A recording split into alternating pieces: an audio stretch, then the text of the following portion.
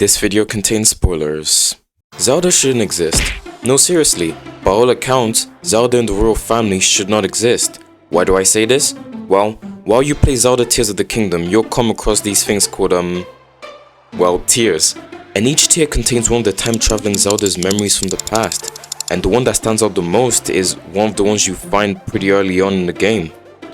After waking up in the past and getting acquainted with Rauru and Sonia, who are the current king and queen of Hyrule, it is heavily implied that Rauru and Sonia are the ancestors of Zelda and thus the progenitors of Hyrule's royal lineage, which means that yes, Zelda is actually part goat. And Sonia even goes as far as to say that she senses a blood connection between the two. I don't think it could get clearer than that. The devs are basically screaming at us that they are family. But that's impossible. For Rauru and Sonia to be the progenitors of the royal house, they would have needed to have had at least one child. But throughout all of the memories that we are provided, there isn't even a mention, not a hint, that Sonia is either expecting or that they've already had a child. So how could this be? And Sonia gets her back blown out by Ganon.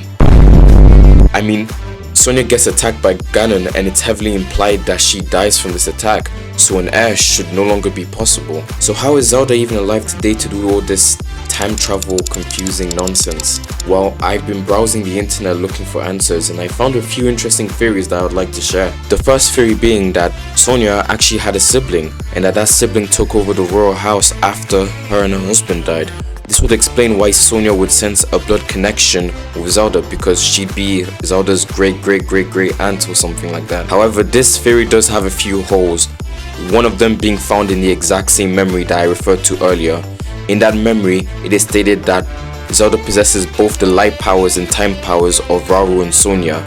If this theory is to be believed, then at most, Zelda would only have Sonia's time powers and not Rauru's light powers, because there'd be no relation between them. And even that is stretching it out, because just because Sonia and her siblings have the same blood doesn't mean they'd have the same ability. A second theory is that Rauru and Sonia did indeed have a child, but they just kept it secret because they felt a great threat approaching and that they didn't want their child to get mixed up in it. This would be highly plausible because Rauru and Sonia seem to have a sixth sense for evil and malice, so they probably foresaw a threat like Ganon approaching and they didn't want their baby to be exposed to it. But at the same time, there's a lot of holes in this one too, because how would they realistically hide a pregnancy? They are the first king and queen of a newly established kingdom. All eyes would be on them and everyone would be awaiting an heir. So if Rauru or Sonia showed any sign that a child was on the way, it would spread everywhere. So I'm a bit confused on how they would possibly hide it, but it's definitely more plausible than the early one. Why would the devs hide this though? Why would they gloss over this mystery child, as it would have been an excellent addition to the story?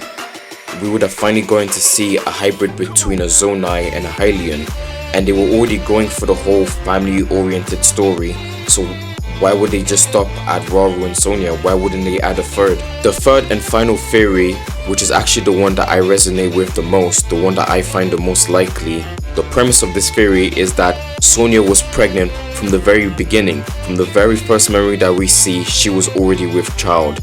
And when she was attacked by Ganon, both her and the baby somehow managed to survive. Although it is heavily implied that she dies, it is not confirmed and no one ever speaks of her after the event.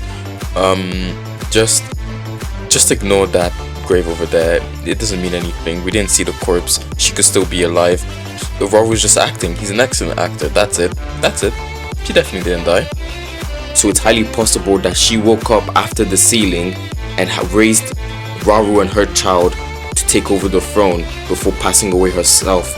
And the child would inherit the throne and then start the royal lineage. That would also explain why the developers wouldn't talk about a child between Rauru and Sonia, because there was none at the time. It just simply didn't exist. And that's my take on the whole situation. Please feel free to comment your own theories and your own ideas in the comments below. I would love to read them all. And anyway, if you really like this kind of video and you want me to make more videos like this, please like and subscribe. I'm trying to take this channel into a different direction now, with me having finished Zelda.